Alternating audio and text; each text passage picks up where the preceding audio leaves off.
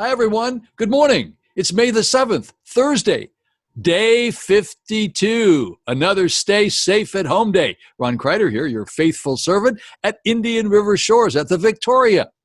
Again, I say every morning, love all those likes. Thank you, thank you, thank you. Push the like button right now. Push, push, push, push, push. Thank you. That's my tip. It's the gas that fuels my engine that keeps me going here. All those great likes.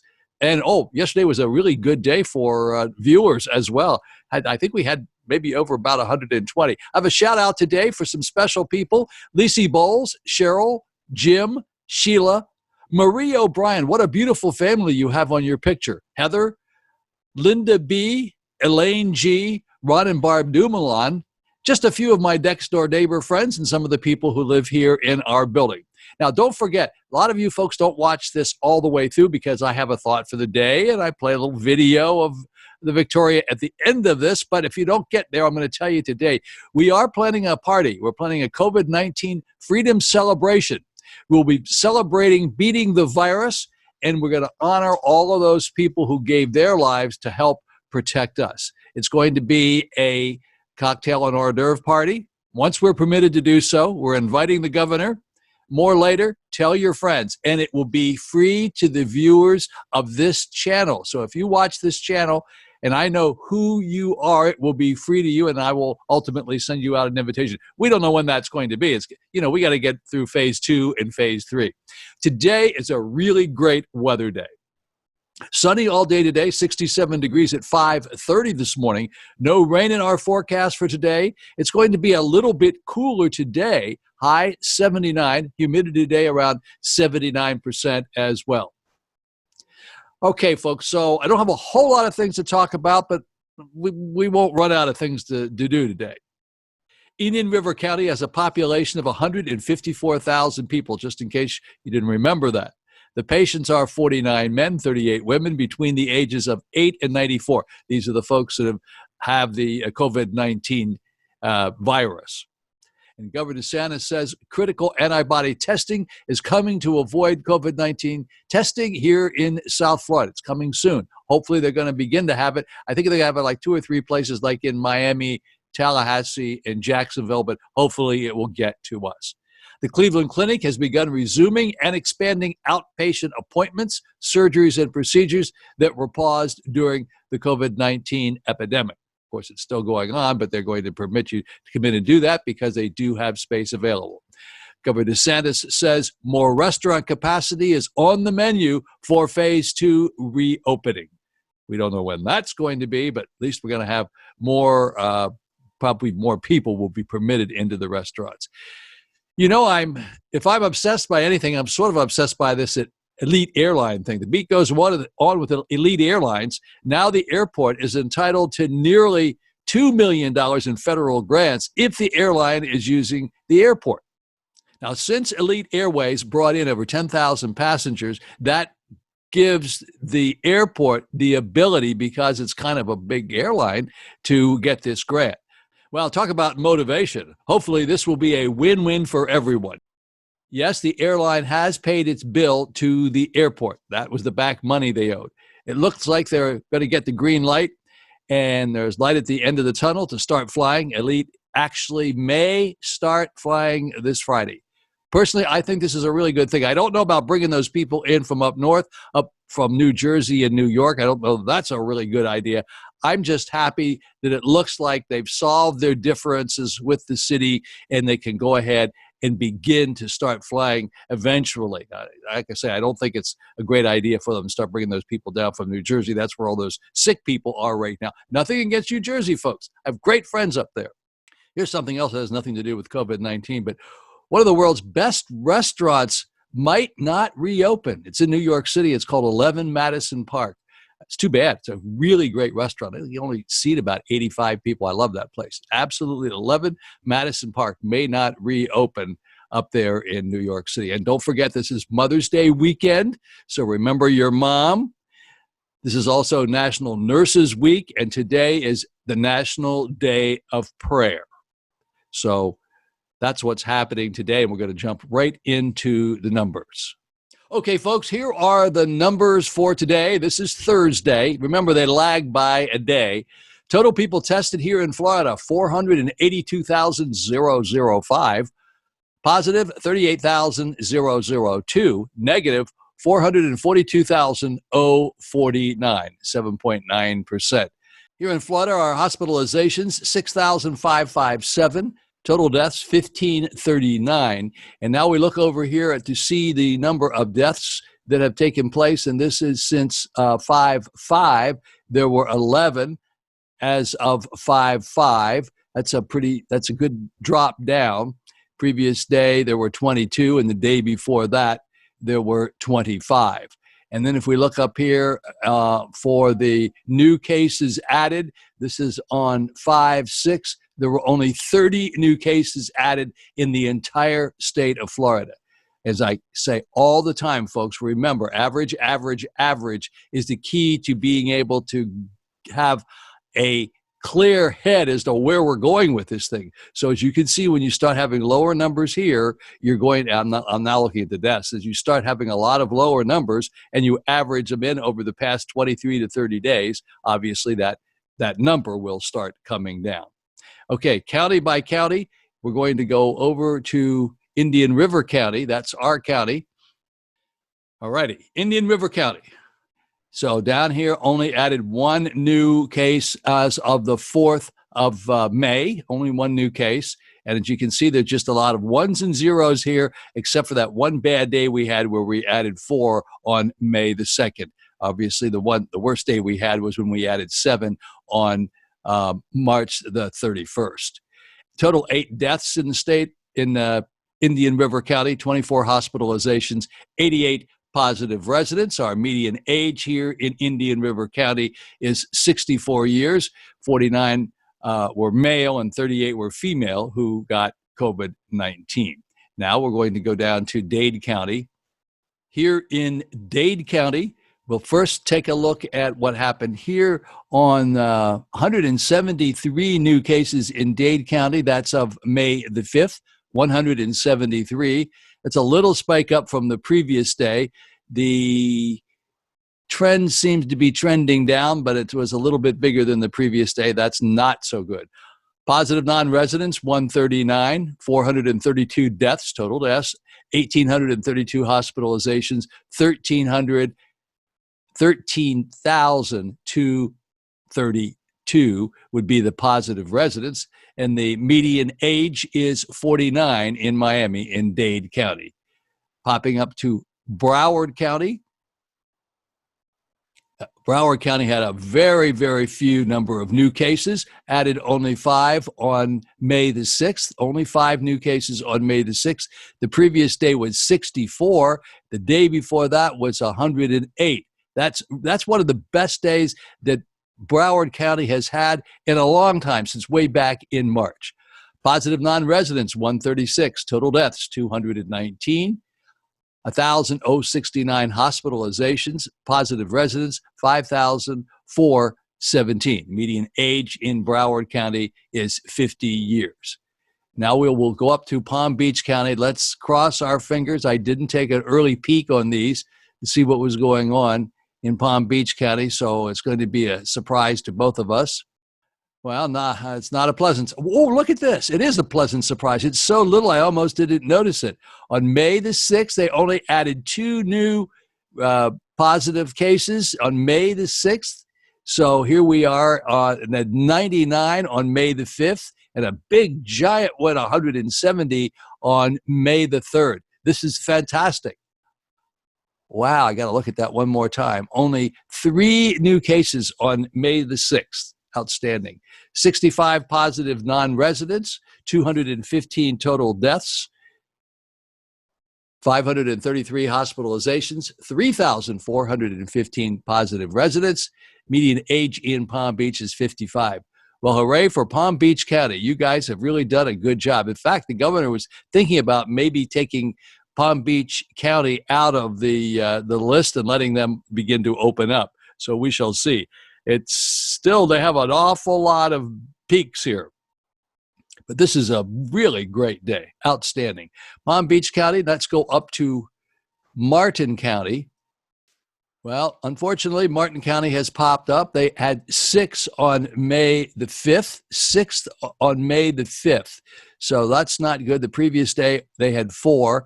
Then they had a really big spike of 13 on May the 3rd. Not good, not good, not good. I don't like this. This is all over the place. 10 positive non-residents, 6 total deaths in Martin County. That would be Stewart. 42 hospitalizations, 214 positive residents, and the medium age is 55 down there. They 119 male getting it and 95 female getting it. And the most people who get this virus are between 55 and 64 in Martin County. Now we're going to go up to St. Lucie County. Well, unfortunately, St. Lucie County had 6 new cases on the 5th. The 4th, they had no new cases. And on the 3rd, they had 3. So there was a day that they didn't have any. That was really good. Unfortunately, they made up for it over here by having 6 new cases on May the 5th. 9 positive residents, 25 total deaths in Fort Pierce area, and it would be 76 hospitalizations, 256 positive residents. Median age in Fort Pierce is 58. Male, 104 who got the virus, and female, 152. That's St. Lucie County, and we're going to skip over Indian River County, which we already have done, and we're going to go up to the county just north of us, which is Brevard County. Brevard County is Melbourne. Okay, Melbourne, good job here. Only 3 new cases on the 5th. Previous day, they had 9, and the day before that, they had 8. So only 3 new cases there. Still looks like kind of a rocky road coming down, although there are a lot of very low numbers and a number of high numbers, a number of high peaks here. So they are coming down, not as quickly as we'd like, but yesterday was really a good day for them. Positive non-residents 10, total deaths 8, 49 hospitalizations, 310 positive residents. Median age group there is 53, and the female to male is about the same, 150 to 160. Females outdoing the males with this virus. Again, the age group is 55 to 64. They had 70 in that group. Oh, Orange County is looking pretty nice as well. This is Orlando's. Look here. Only added 4 new cases on the 6th. 4 new cases on the 6th.